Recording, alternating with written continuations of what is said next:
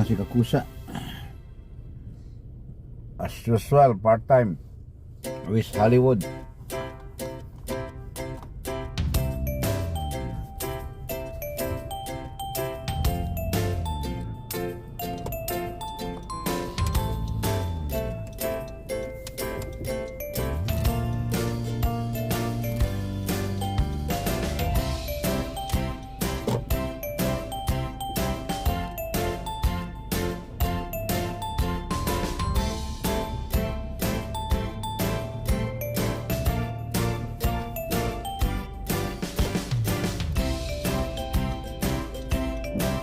Tayo muna natin yung gate magsara mga Kakusa para sigurado ko na makapasok.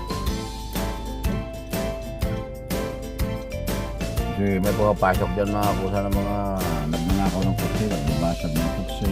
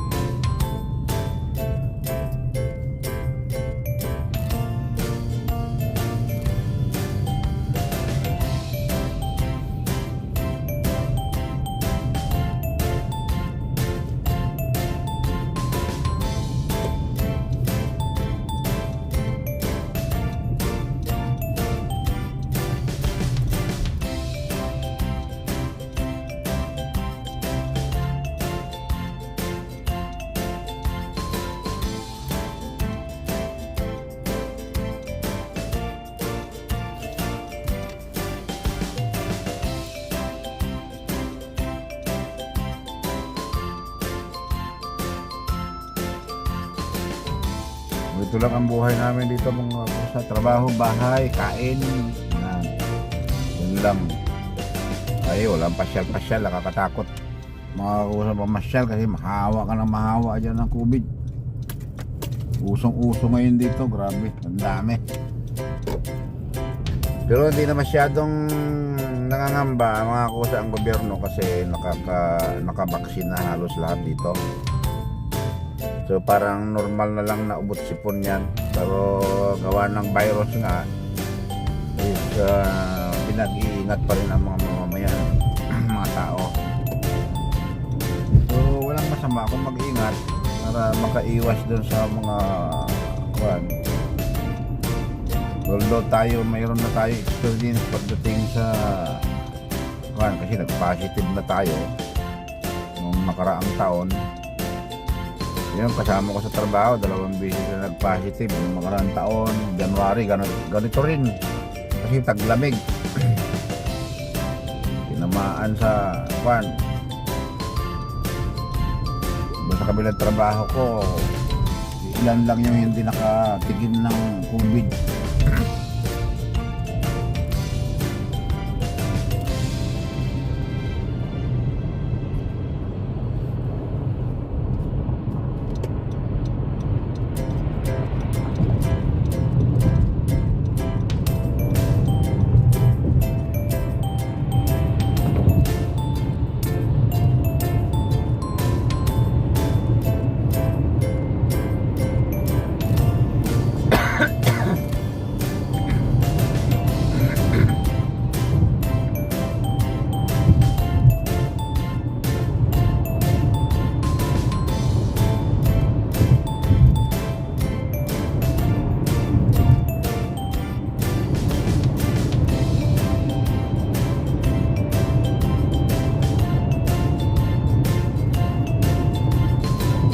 Normal na yan, 62 pa lang yung matulin na mga Kakusa. Oh.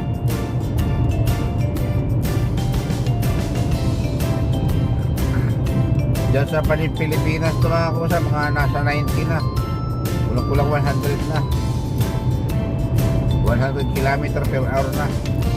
Yan, nasa 70 na ako. So nasa 105 na.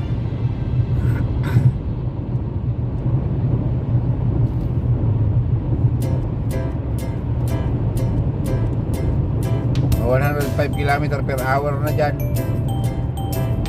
Dito pero 70 miles per hour pa lang.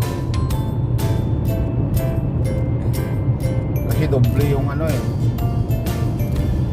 Doble yung miles halos.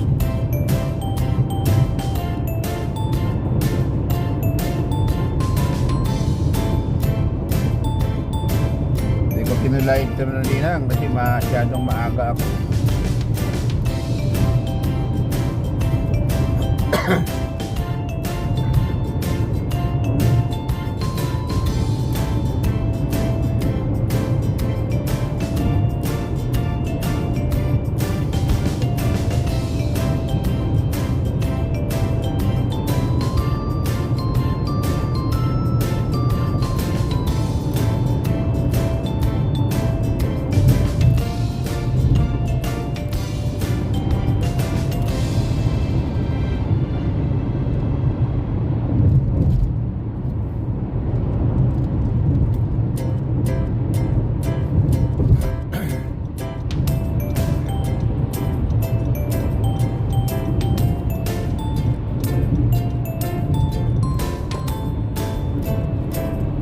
Yan, nandito na tayo ka, Huenga.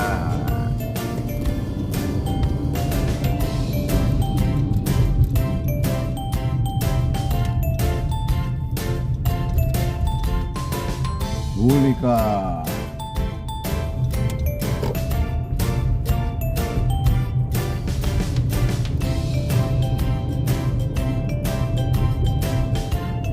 Sakit ng ngipin ko mga kausap.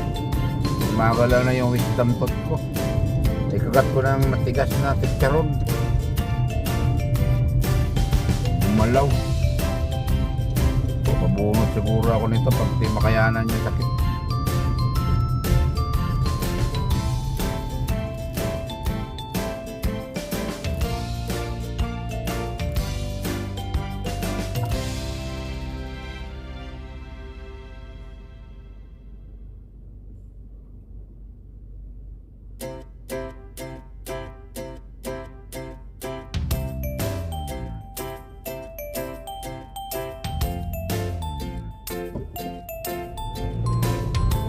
Let's go! Yan, tuloy-tuloy tayo dyan.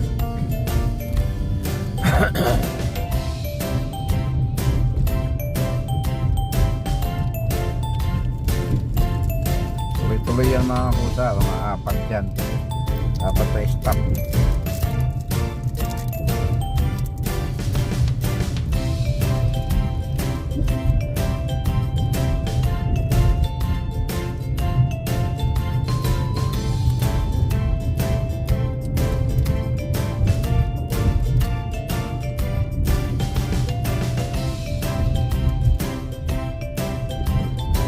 Ito ka dyan sa daanan na palukutin mo.